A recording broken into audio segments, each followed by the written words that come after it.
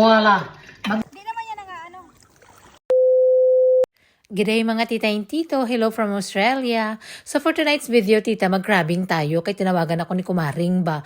Mag-test lang kami ngayon tita kung meron kasi nag-start na nga mag-iinit. Dito kasi sa Australia tita, pag magsimula na mag-init ang panahon kasi spring na ngayon, magsilabasan na yan ang mga crabs ngayon tita. So maglabasan na din yung mga maliliit na mga shark pero hindi ka man kagagatin yan, didilapan ka lang yan.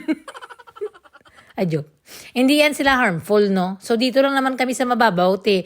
Yung mga hindi gani minsan maabot ng tuhod, diyan lang talaga kami sa mababaw, maglabasan na yung mga crabs. Madali mo lang din ma-recognize ang female nga crab kasi para siyang brown na parang green.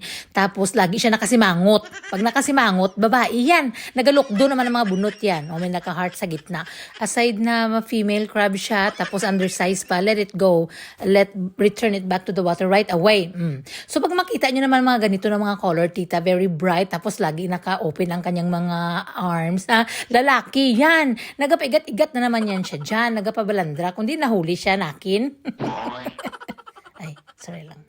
So, ang allowed lang dito na kunin tita is yung mga male crabs. Tapos, dapat naka 11 centimeters ang kanilang size.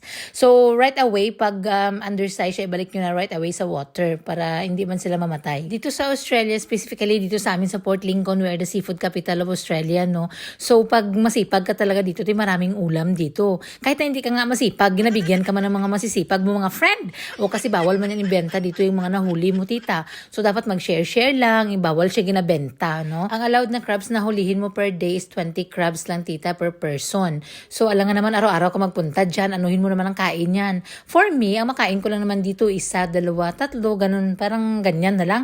Tapos, ginatago ko lang sa freezer, yung iba pang subak-subak sa munggos. Yung purpose ko talaga na nagapunta dito, tita, is yung saya ba, yung moment bala nagatawanan kayo ng mga friend mo, tapos yung iba may malubong, may parang matumba, kay malakas may dyan ang tubig, tapos may kapangagat pa dyan. Yung iba kasi mga wow legs dyan na galusong sa water, no? Tapos magtawanan na naman kami. Yung parang makawala ba ng stress o magtawanan kayo dyan. Kami lang mga girls dito, usually. Yung mga asawa namin wala. Pero minsan may mga tito natin, mga Filipino din. Alam niyo naman mga Filipino, maasab tayo. Minsan gani, may mga ibang lahi na din na nag-join dyan. Pero usually, bihira ka talaga makakita ng mga Australians, yung mga puti tita nga nagalusong dyan. Minsan siguro sabi namin pag marinig tayo ng mga puti dito, magsabi na naman yan sila na andyan na naman ang mga Pilipino. Kaya ang ingay-ingay nga namin, minsan nagatawanan kami, diba? Masaya talaga super as in. Yung minsan pag marami ang kuha ko, tita, maglampas ng 5, ginabigay ko din sa mga kaibigan ko, yung mga hindi marunong magpunta doon sa water, mga medyo takot-takot sa tubig, ganyan. So ginabigyan ko din sila. Share the blessings, balahaw. Kaya kung sila na may blessings, bigay naman yan sila. O bigay-bigay lang para patas ang kinabuhi. Oh.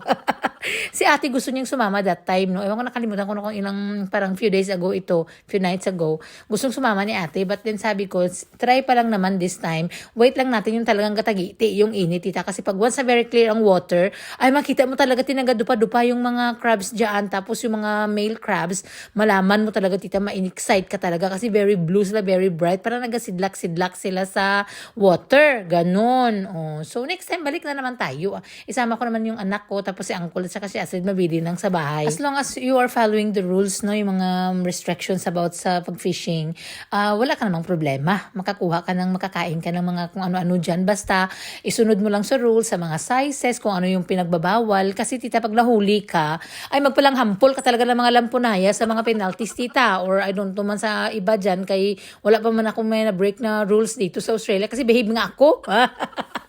Ayoko din magka-problema, no? So, kung ano yung mga rules diyan, nagtatanong-tanong din tayo sa ating mga kaibigan, gina-follow natin yan. Kay bihira na pag, alam niyo naman dito sa Australia, very nice dito, pero very strict sila when it comes to rules. Hindi yan pareha dun sa atin sa Pilipinas na kung lakas ka kay Kwan, malapit ka sa luwag, pwede ka makalusot sa mga violations mo. Dito, hindi pwede. Pag sinabi na may problema, nakalabag ka ng mga ano dyan, ay mag-start ka sa mga penalties dyan, kung ano-ano man dyan, ayoko na mga ganyan. Ay, kung nga mas stress, ay bala ka mo